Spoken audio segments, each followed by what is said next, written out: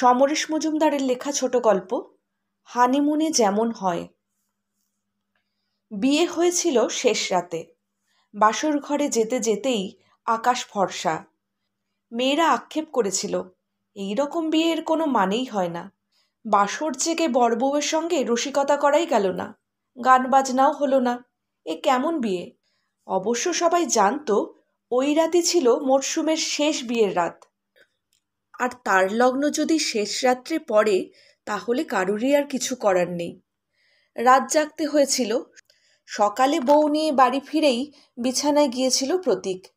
দুপুর অবধি ঘুমোতে পেরেছিল। আজ কাল রাত্রি।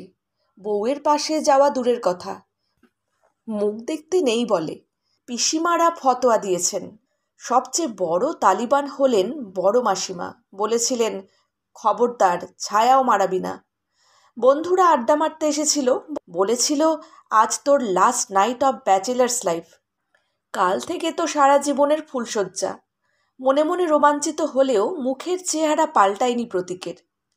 যে বন্ধুরা বিবাহিত এবং অভিজ্ঞ পরামর্শ দেওয়ার সময় তারা দুদলে ভাগ হলো।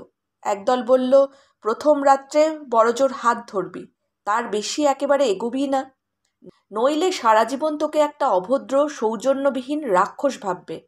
আরেক দল বলেছিল, দূর, প্রথম রাতেই বিড়াল মারতে হয়। অবিবাহিত ডাক্তার বন্ধু অমলকান্তি বলে গিয়েছিল, পরিস্থিতি অনুযায়ী আচরণ করবি, কিন্তু যা করবি উইথ ইয়োর ডিগনিটি, বর্বর কিন্তু হোস না। কদিন ধরেই ব্যাপারটা নিয়ে ভাবছিল প্রতীক। তার জীবনে কোনো মেয়েই আসেনি, প্রেম করার সুযোগ সে পায়নি। পড়াশুনো এবং গবেষণা নিয়ে এত ব্যস্ত ছিল এতদিন যে মেয়েদের সম্পর্কে কোনো আলাদা আগ্রহ তৈরি হয়নি কখনোই। আজ বাড়িতে যে এত মহিলা এবং মেয়েদের ভিড়, তা হয়েছে তার বিয়েকে উপলক্ষ করে। বৌভাতের পরেই সবাই চলে যাবে। সে, মা আর বাবা এই বড় বাড়িতে এতকাল বাস করে এসেছে। এখন থেকে আরেকজন বাসিন্দাও বাড়ল। খবরটা এনেছিলেন বড় মাসিমা। কথাবার্তা যাতায়াত করেছিল মা বাবা। তবে বলা হয়েছিল দেখে আসতে। প্রতীক আপত্তি করেছিল, ছবিতেই তো ভালো লাগছে। যাকে চিনি না জানি না তাকে বউ হিসেবে পেতে সামনে যাওয়া কীরকম একটা বোকা বোকা ব্যাপার। অবশ্য মেয়ের যদি তাকে দেখবার ইচ্ছে থাকে তাহলে যেতে হবে। জেনেছিল মেয়েরও সেই বাসনা নেই। অতএব ছাদনাতলায় দেখা হলো, দেখে ভালো লাগলো। বন্ধুরা যাই বলে যাক, প্রতীক ভেবে রেখেছিল প্রথম রাত কেন, যতদিন পরস্পরের জানাজানি সম্পূর্ণ না হয় ততদিন পদ্মকলির শরীরের ওপর স্বামীর অধিকার ফলাতে যাবে না। বৌভাতের পালা তখনও চোখেনি, অথচ রাত গড়িয়েছে 11টায়। মামাতো পিস্তুতো বোনেরা তাদের দুজনকে নিয়ে একসঙ্গে খাওয়া সেরেছে। বন্ধুরাও ছিল। খাবার পর যখন তাদের সঙ্গে গল্প করছে, মেয়েরা এসে বলল, এ কি, আজ তোমার ফুলশয্যা আর তুমি এখনও গল্প করছো? বৌদিমণি কতক্ষণ জেগে থাকবে, চলো। বন্ধুরা হাত নেড়ে বলল, বিদায়, উইশ ইউ গুড লাক। বড় পিসির ধমকানিতে মেয়েরা ঘর ছেড়ে চলে গেল। ফুল দিয়ে চমৎকার সাজানো খাটের ঠিক মাঝখানে মুখ নিচু করে যে সুন্দরী বসে আছে তার নজর কোথাও নেই। স্বাভাবিক। প্রতীক ভাবল, একদম অচেনা একটি পুরুষের সঙ্গে ওকে আজ রাত কাটাতে হবে। সংকোচ ভয় তো হওয়ারই কথা। সে দরজা বন্ধ করল। তারপর চেয়ার টেনে খাটের পাশে নিয়ে এসে বলল, আমি প্রতীক, তুমি তো পদ্মকলি। পদ্মকলি মুখ তুলল না। আজ নিশ্চয়ই তুমি খুব টায়ার্ড। অন্যদিন না হয় গল্প করা যাবে। তুমি না হয় একটু সহজ হয়ে শুয়ে পড়ো। খাটটা তো বেশ বড়, আমি ও পাশে শুতে পারি। আর তাতেও যদি অস্বস্তি হয় মেঝেতে বিছানা পেতে নিতে পারি, প্রতীক বলল। পদ্মকলি কোনো সাড়াও দিল না। প্রতীকের খেয়াল হলো, সরি, আমার বোধহয় আপনি দিয়ে শুরু করা উচিত ছিল। এই প্রথম কথা বলছি তো, আমরা তো আসলে কেউ কাউকে চিনি না। পদ্মকলি এবার মুখ তুলল, নিজের ঠোঁটের এক প্রান্ত ওপরের দাঁতে চাপল। তারপর দেয়ালের দিকে মুখ ফিরিয়ে বলল, আপনার সঙ্গে আমার কিছু কথা আছে। খুব জরুরি না হলে, মানে আজ তো অনেক ধকল গেল, বিশ্রাম নিলেই ভালো হয়। না, জরুরি, খুব জরুরি।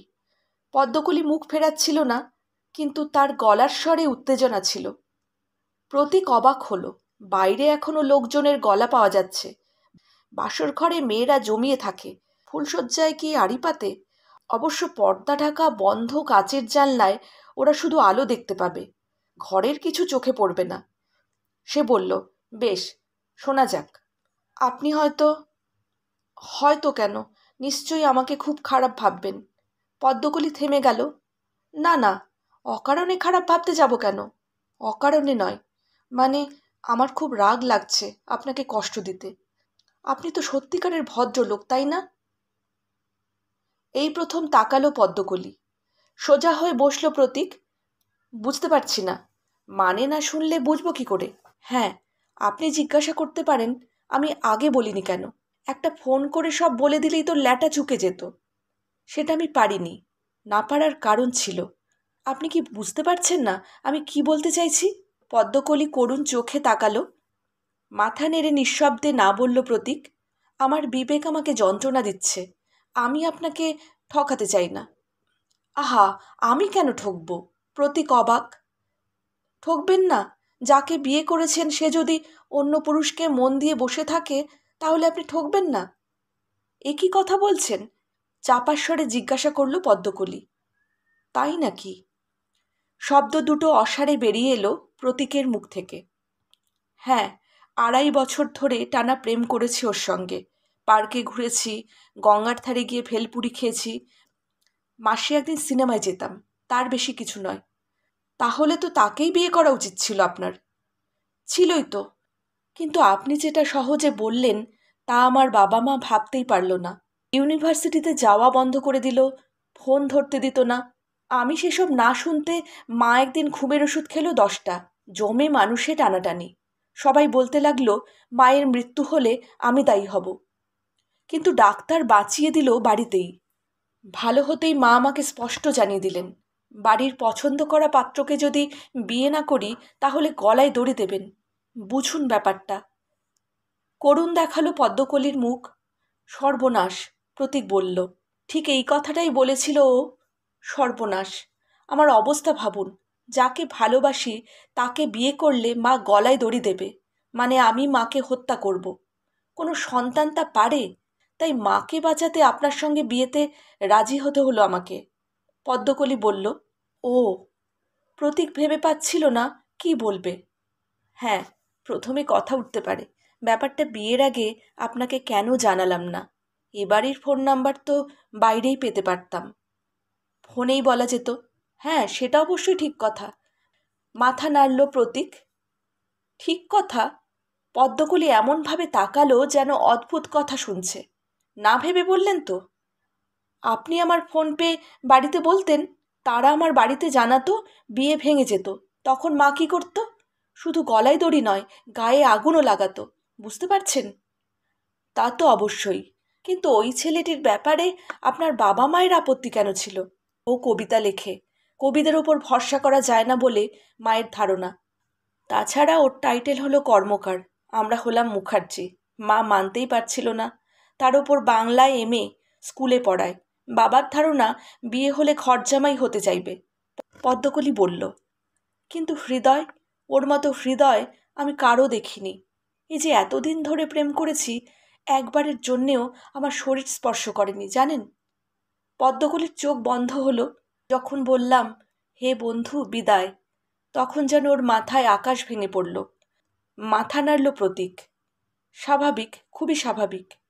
ও কিন্তু দেবদাস হতে পারত, আমাকে খুন করতে পারত, অ্যাসিড বাল্ব ছুঁড়ে মুখ পুড়িয়ে দিতে পারত, এমনকি বিয়ের সময় সে হাঙ্গামা করতে পারত, কিন্তু করেনি। এত নরম মন ওর। উনি কোথায়? নেই। দ্রুত মাথা নাড়ল পদ্মকলি। সে কি? চুপচাপ হারিয়ে গেল শিলংয়ের পাহাড়ে। ও, কিন্তু শিলং কেন? শিলং তো প্রেমিক প্রেমিকার জেরুজালেম, অমিত লাবণ্যেরও লীলাক্ষেত্র। ও নাকি শিলং থেকে একটু দূরে চেরাপুঞ্জিতে এক মিশনে গিয়ে জনসেবা করছে। সেখানে তো খুব বৃষ্টি হয়। হতো, এখন হয় না। আকাশে যখনই মেঘ দেখি তখনই ওর কথা মনে পড়ে। আচ্ছা, বঙ্গোপসাগর থেকে যেসব মেঘ কলকাতার আকাশে আসে তারা তো চেরাপুঞ্জিতেই যায় না? বোধ হয়। যাকগে, আমার যা কথা ছিল সবই তো বলে দিলাম। আচ্ছা, উনি যদি হারিয়ে না গিয়ে আপনার ওপর জোর করতেন? খুশি হতাম, কিন্তু ও তো খুব নরম। পদ্মকলি বলল, এসব শুনে আপনি নিশ্চয়ই আমাকে খুব খারাপ ভাবছেন। না না, খারাপ ভাববো কেন? আমি প্রেম করতে পারিনি, আপনি করেছেন। আমার বন্ধুরা বলে আমি অস্বাভাবিক বলে প্রেম করতে পারিনি। আপনি স্বাভাবিক। প্রতীক বলল, থ্যাংক ইউ। পদ্মকলি হাসল। এখন কি করবেন? ভাবতে হবে, অনেক ভাবতে হবে। আমি যখন একবার এ বাড়িতে চলে এসেছি, তখন এখনই চলে যাওয়াটা কি ভালো দেখাবে? শুনলে আত্মীয় স্বজনেরা ছিছি করবে। পদ্মকলি বলল, তা তো বটেই। আর চলে যাওয়ার কথা উঠছে কেন? আগে সব ভাবি, তারপর ঠিক করব কি করা উচিত। নিন, এবার আপনি ঘুমিয়ে পড়ুন। আপনি? না না, আপনি মেঝেতে শোবেন আর আমি খাটে? এ ভারী খারাপ দেখাবে। বরং উল্টো হোক। পদ্মকলি খাট থেকে নেমে এলো। বেশ, আপনার যা ইচ্ছে। প্রতীক উঠে দাঁড়ালো। পদ্মকলি বলল, এই যে আমাকে দেখছেন, আমার মধ্যে কোনো মন নেই। জানি, সেই মন এখন চেরাপুঞ্জিতে। প্রতীক বলল, হ্যাঁ, তাই আলো নেভাবেন না। অন্ধকারে আপনি যদি ভুল করে ফেলেন। অন্ধকারে ভুল? প্রতীক লজ্জা পেল। না না, আপনি নিশ্চিন্তে ঘুমোন। মেঝেতে বিছানা পেতে শুয়ে পড়ল পদ্মকলি। আপনার বাড়ির লোক শুনলে কি কাণ্ড হবে বলুন তো? আমার মা বাবাও শুনবেন। কেউ শুনবে না, প্রতীক আশ্বাস দিল। কদিন বাদে তো দিরাগমনেই যেতে হবে। পদ্মকলি মনে করিয়ে দিল, জানি, মা বলেছে। প্রতীক বলল, আমি ভাবছি ওরা আমাদের আপনি আপনি শুনলে কীরকম করবে? বিয়ের আগে যারা তুই তোকারি করে, তারাও তো বিয়ের পরে তুমি বলে। আচ্ছা, আমরা এইটুকু অ্যাডজাস্ট করতে পারি না? ছি ছি, এভাবে বলা ঠিক নয়। নিশ্চয়ই পারি। লজ্জিত হলো পদ্মকলি। তাহলে গুড নাইট। হ্যাঁ, গুড নাইট। ঘরের আলো জ্বলতে লাগলো। সকালবেলায় চা খেতে খেতে বড় পিসি বললেন, সেসব দিন চলে গেছে। এখন সংসার শুধু রমণীর গুণেই সুন্দর হয় না, পুরুষের দায়িত্বও বেড়েছে। প্রতীকের বাবা বললেন, হুম।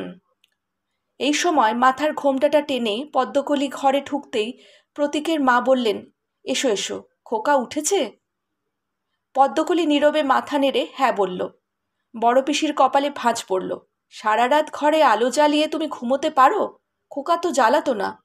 বাবা বলতেন, নতুন জায়গা, বোধহয় ভয় করছিল। কেন, খোকা তো পাশে ছিল। বড় পিসি বললেন, যাকগে, দিরাগমন থেকে ফিরে এসে আমাদের বাড়িতে যাবে। এখান থেকে পাটনা এমন কিছু দূরে নয়। আমার বাড়ি দিয়ে শুরু করবে, তারপর অন্তত 12টা বাড়িতে যেতে হবে তোমাদের। আমরা একসঙ্গে থাকি না বটে, কিন্তু লতায় পাতায় জড়িয়ে আছি, বুঝেছ? মাথা নেড়ে হ্যাঁ বলল পদ্মকলি। মা বললেন, চেয়ারে বসো না, চা খাও। পদ্মকলি বলল, এখন থাক। বড় পিসি কপালে চোখ তুললেন। ওরে বাবা, তুমি কোন যুগের মেয়ে? স্বামী খায়নি বলে আগে খাবে না? এখন এসব কেউ মানে? এসো, বসো বলছি। বাধ্য হলো পদ্মকলি। এই সময় প্রতীক এলো ঘরে। তাকে দেখে ঘোমটা টানছিল পদ্মকলি। মা বলল, না, তোমাকে ঘোমটা দিতে হবে না, তুমি এখন আমার মেয়ে। মা বাবার সামনে কি মেয়ে ঘোমটা দেয়? বাবার চা খাওয়া হয়ে গিয়েছিল। অতিথিদের তদারকি করতে তিনি উঠে গেলে বড় পিসি জিজ্ঞেস করলেন, হ্যাঁ রে খোকা, হানিমুনে কোথায় যাচ্ছিস? হানিমুন? প্রতীক ঢোক গিলল। এ কি রে, তুই প্ল্যান করিসনি? না। কি আশ্চর্য, তোর পিসে আমাকে নিয়ে হানিমুনে গিয়েছিল কাশিতে। সঙ্গে নিয়ে গিয়েছিল বিধবা মা, অবিবাহিত খুড়ো কাকাকে। তাদের সেবা করতে করতে আমার আর গঙ্গায় নৌকো চড়া হয়নি। পিসি বলল, এখন তো ছুটি নেই, দিরাগমনের পরেই তো জয়েন করতে হবে। তা দিরাগমনের তো দেরি আছে। 2-3 দিনের জন্যে ওকে নিয়ে কোথাও যা। প্লেনে চেপে যাবি সমুদ্রে কিংবা পাহাড়ে, দেখি। প্রতীক জবাব দিল। রাত্রে প্রতীক ঘরের দরজা বন্ধ করতে পদ্মকলি বলল, বাব্বা, সারাদিন এত ব্যস্ত যে কথা বলার আর সময় পাওয়া গেল না। প্রতীক দেখল পদ্মকলি খাটে বসে আছে। সে চেয়ারে বসল। না, সবার সামনে কি কথা বলবো? কি ভাবা হলো? কি ব্যাপারে? বাহ, কাল বলা হলো ভাবতে হবে, অনেক ভাবতে হবে। ভাবলাম, চলছে তা চলুক। ও হ্যাঁ, বড় পিসি চাপ দিল। মাও পরে বলল বন্ধুদের বলতে। ওরা 3 দিনের হানিমুন করার জায়গা বলে দিল। এতদিন প্লেন চলতো না, এখন আবার প্লেন চালু হয়েছে। প্রতীক বলল, আমার কিন্তু সমুদ্র তেমন ভালো লাগে না। পদ্মকলি বলল, না না, সমুদ্র নয়, পাহাড়, শিলংয়ে। প্রতীক হাসল। শিলং? সোজা হয়ে বসলো পদ্মকলি। হোটেল বুক করে দিয়েছি। ওফ, কি ভালো! আমি ভাবতেই পারছি না। চোখ বন্ধ করলো পদ্মকলি। শিলং থেকে চেরাপুঞ্জি কত দূরে? বেশি দূর তো নয়, গিয়ে দেখা যাবে। কবে যাওয়া হবে? মুখে খুশি উতলে উঠল পদ্মকলির। কাল। কালই ফ্লাইট। রোজ তো যাওয়া যায় না। হঠাৎ পদ্মকলির খেয়াল হলো, আমরা কিন্তু কেউ কাউকে তুমি বলছি না। অবশ্য বন্ধ ঘরে কেউ শুনছেও না। বেশ, আমি বলছি। তুমি খুশি? প্রতীক স্মার্ট হলো। তুমি? পদ্মকলি তাকালো। তুমি খুশি হলেই আমি খুশি। Thank you. তারপরেই উদাস হলো পদ্মকলি। আমি ওকে বলেছিলাম জানো। কি বলেছিলে? বলেছিলাম, দেখো, বাবার জন্যে রামচন্দ্রকে বনবাস যেতে হয়েছিল। আমি বিয়ে করছি মায়ের জন্যে, কিন্তু আমার শরীর আর মন তোমার জন্যে অপেক্ষা করবে। আমার মনে হয় ও 3 বছরের জন্য উধাও হয়ে গিয়েছে। ফোঁস করে একটা শব্দ বের হলো পদ্মকলির নাক থেকে। তুমি যে কাল বললে উনি চেরাপুঞ্জির আশ্রমে, ওর মাস্তুতো বোনের মুখে শুনেছিলাম। তা অত দূরে যাওয়া মানে তো উধাও হয়েই যাওয়া। আজ আমার খুব ঘুম পাচ্ছে। শুয়ে পড়ো। কাল মেঝেতে শুয়ে গায়ে খুব ব্যথা হয়েছে। আমি আজ খাটে শুই। মেঝেতে শোয়ার কি আর অভ্যেস আছে? No problem. প্রতীক ঝটপট মেঝেতে বিছানা করে নিল। তুমি কি ভালো। জানো, আমি না বিয়ের আগে শাড়ি পরে শুতেই পারতাম না। কাল রাত্রে বারবার ঘুম ভেঙে গেছে। নাইটিতে এমন অভ্যেস হয়ে গিয়েছে না। যাতে তোমার সুবিধে হয় তুমি তাই পরো। তখন একা শুতাম। শোয়া খুব খারাপ। নাইটি হাঁটুর উপর উঠে যেত। মা বকতো খুব। কিন্তু ঘুমের মধ্যে উঠলে আমি কি করব বলো? ভয় হচ্ছে যদি আবার আজও উঠে যায়। ঘুম ভাঙলে নামিয়ে নিও। প্রতীক উপদেশ দিল। তুমি অবশ্য মাটিতে শুয়ে দেখতে পাবে না, কিন্তু রাত্রে টয়লেটে যাবার সময় আমার দিকে একবারও তাকাবে না কিন্তু। বেশ, তাকাবো না। তুমি কি ভালো। তাহলে good night. Good night. Airport ছোট, সেখানে নেমে পদ্মকলি মুগ্ধ। দেখো দেখো কি সুন্দর। দেখো রে জগতের বাহার। সত্যি সুন্দর, কিন্তু খুব ঠান্ডা আছে। তুমি দেখছি খুব শীতকাতুরে। ওর একটা কবিতার লাইন মনে পড়ে গেল। শুনে তোমার বোধহয় ভালো লাগবে না। পদ্মকলি বলল। শোনাও না।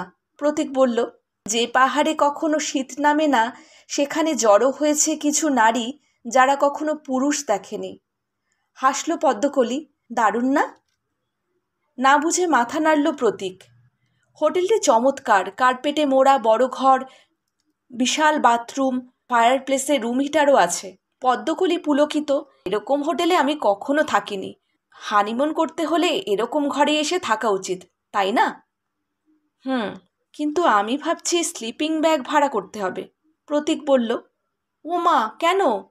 এই মেঝেতে শুলে নিমোনিয়া হয়ে যাবে। তখন দুপুর। একা বেরিয়ে প্রতীক স্লিপিং ব্যাগ নিয়ে এলো। তখন স্নান শেষ করে পদ্মকলি তাজা। প্রতীক বলল, এটাকে একটু আড়ালে রাখতে হবে। হানিমুন করতে এসে স্লিপিং ব্যাগ ব্যবহার করছি জানলে হোটেলের কর্মচারীরা যা তা ভাববে। পদ্মকলি ব্যাগটাকে ওয়ার্ড্রোবের ভেতরে ঢুকিয়ে কম্বলে চাপা দিয়ে দিল। প্রতীক বলল, আমি বাথরুমে যাচ্ছি, বেরিয়েই খেয়ে নেব। খোঁজ নিয়েছি, মারুতি ভাড়া করে চেরাপুঞ্জিতে যেতে বেশি সময় লাগে না। আজই যাবে? পদ্মকলি অবাক। পরশু তো ফিরতে হবে। সময় কোথায়? বাথরুমে ঢুকে পড়ল প্রতীক। ঢুকে দেখল তোয়ালে রাখার জায়গায় পদ্মকলির কাঁচা সায়া আর অন্তর্বাস ঝুলছে। এই প্রথম কোনো নারীর অন্তর্বাস দেখল প্রতীক। দেখেই চোখ সরিয়ে নিল। ফ্রেশ হয়ে বাথরুমে দরজা খুলতেই দেখল পদ্মকলি পোশাক বদলে দাঁড়িয়ে। এখন তার পরনে জিন্স আর পুলোভার, দুটোই নীল। দারুণ দেখাচ্ছে। পদ্মকলি বলল, সরি, তুমি দেখোনি তো? কি? অবাক হলো প্রতীক। ঠিক ভেবেছি, তোমার ওসব নজরে পড়বেই না। পাশ দিয়ে ভেতরে ঢুকে সায়াটাকে অন্তর্বাসের ওপর চাপিয়ে দিল পদ্মকলি। লাঞ্চের পর মারুতিতে উঠে বসলো ওরা। মারুতি চলতে শুরু করলো। পদ্মকলি তাকালো। তুমি এখন এত গম্ভীর কেন গো? কোথায় গম্ভীর? প্রতীক প্রকৃতি দেখল। নিশ্চয়ই তোমার খুব কষ্ট হচ্ছে। কি করব বলো? মানুষটাকে তো আমি মন প্রাণ দিয়ে বসে আছি। ও যদি 3 বছর আমার জন্যে অপেক্ষা করে, তাহলে আমারও তো একটা কর্তব্য আছে। কি বলো? নিশ্চয়ই আছে, মাথা নাড়ল প্রতীক। আমাকে দেখে খুব কান্নাকাটি করতে পারে, মনটা নরম তো। আমি ওকে তোমার কথা বলবো, তুমি কি ভালো, সব বলবো। পদ্মকলি বলল, না না, তার কি দরকার? দরকার আছে, তুমি কিছু বোঝো না। ও যদি আমাকে আটকে রাখতে চায়, অবুঝ হয়। আমি বিবাহিতা, আটকে থাকতে পারি? আগে ডিভোর্স হোক, তারপর ওর ইচ্ছে পূর্ণ হবে। কিন্তু ও যদি শোনে তুমি খুব ভালো, তাহলে বিশ্বাস করবে আর আটকাতে চাইবে না। প্রতীক বলল, কিন্তু ও যদি জেদি হয় আর তুমি না আসতে পারো, তাহলে আমার আর কলকাতায় ফেরা হবে না। কেন? ঝগড়া হতো, আলাদা হতাম, ডিভোর্সও হলো, এর একটা মানে আছে। কিন্তু হানিমুন করতে এসে বউকে রেখে ফিরলে মুখ দেখাতে পারবো না। তা ঠিক। তাহলে কি ফিরে যাব? আমার যে খুব ইচ্ছে করছে যেতে। পদ্মকলি আনমনা হলো। চলো দেখা যাক কপালে কি আছে। প্রতীক বলল, চেরাপুঞ্জিতে একটুও মেঘ নেই, চারিদিক খটখট। খোঁজ খবর করে আশ্রমের সন্ধান মিলল, দারোয়ান আটকে দিল। এই আশ্রমে নারীর প্রবেশের অধিকার নেই। পদ্মকলি বলল, তাই নাকি? ডাকো ওকে, বলো কলকাতা থেকে পদ্মকলি এসেছে। নাম বলল সে। দূরে দাঁড়িয়েছিল প্রতীক, নামটা শুনল। দারোয়ান ফিরে এসে বলল, উনি আসছেন। তারপরেই একজন ব্রহ্মচারীকে দেখা গেল, পরনে সাদা লুঙ্গি, সাদা ফতুয়া, মাথা কামানো। পদ্মকলি চেঁচালো, এ কি, কে মেরেছে? আমার গৃহী জীবন, সে জীবনে এত দ্বন্দ্ব, এত কষ্ট, এই জীবনে পরম শান্তি। তুমি একা কেন? তিনি কোথায়? ওই তো ওখানে। হাত তুলে দেখালো পদ্মকলি। তুমি সন্ন্যাসী হয়েছ নাকি? বড় কঠিন পথ। আমি এখন ব্রহ্মচারী, পরীক্ষায় পাশ করলে ওই পথে হাঁটতে পারবো। তুমি আমার মুখের দিকে তাকাচ্ছ না কেন? নারী মুখ দর্শনে চিত্তে স্থিরতা থাকে না। ন্যাকা, আচ্ছা চলি। স্বামী সন্তান নিয়ে সুখী হও। আশ্চর্য, 3 বছর অপেক্ষা করবে না? প্রতিদিন পৃথিবী বদলায়, কথা তো বদলাবে। তখন অন্ধ ছিলাম, এখন আলোর ইশারা পাচ্ছি। যাই। বেশ, যাও, ভালোই হলো। এখানে না এলে শ্রাদ্ধ হতো না। শ্রাদ্ধ? হ্যাঁ, আমার মনের। হনহন করে ফিরে এলো পদ্মকলি প্রতীকের কাছে, বলল, চলো। সেদিন সন্ধে থেকে শিলংয়ে বৃষ্টি নামল, সঙ্গে সঙ্গে বাড়ল ঠান্ডা। সেই দুপুরের পর পদ্মকলি আর কথাই বলেনি। বিছানায় লেপ চাপা দিয়ে পড়েছিল সন্ধে পর্যন্ত। তারপর প্রতীকের অনুরোধে রাতের খাওয়া শেষ করে আবার লেপের তলায় ঢুকেছিল। স্লিপিং ব্যাগটা বের করে কার্পেটের ওপর বিছিয়ে প্রতীক দেখল সেটা বেশ বড়সড়। সোয়েটার পরেই ভিতরে ঢুকে চেন টেনে দিল সে। কয়েক মিনিটের মধ্যে তার এমন গরম লাগলো যে আবার চেন খুলে উঠে বসে সোয়েটার ছেড়ে ফেলল। এই সময় পদ্মকলির গলা ভেসে এলো, আমার খুব ঠান্ডা লাগছে, আমার লেপটা নিয়ে যাও। না, লেপে ঠান্ডা যাচ্ছে না। তাহলে স্লিপিং ব্যাগটা খাটে তুলে দিচ্ছি, এর ভেতরটা বেশ গরম। প্রতীক বলল, না, খাটে তুলতে হবে না। নিচে নেমে এলো পদ্মকলি। এটা কি সিঙ্গেল স্লিপিং ব্যাগ? না বোধহয়, বেশ তো বড়। তাহলে একটু সরে শো। স্লিপিং ব্যাগের ভেতর ঢুকে পড়ল পদ্মকলি। প্রতীক শুয়ে পড়তেই সে চেন টেনে দিল। ব্যাগের খোলের মধ্যে দুটো শরীরই উত্তপ্ত হচ্ছিল, কারণ দুজনের মাঝখানে একটুও ব্যবধান নেই, হানিমুনে যেমন হয়ে থাকে। সমরেশ মজুমদারের লেখা গল্প হানিমুনে যেমন হয় এখানেই শেষ হলো। যদি আমার গল্প পাঠ আপনাদের ভালো লেগে থাকে, লাইক, শেয়ার, কমেন্ট আর সাবস্ক্রাইব করে চ্যানেলটির সাথে অবশ্যই থাকবেন।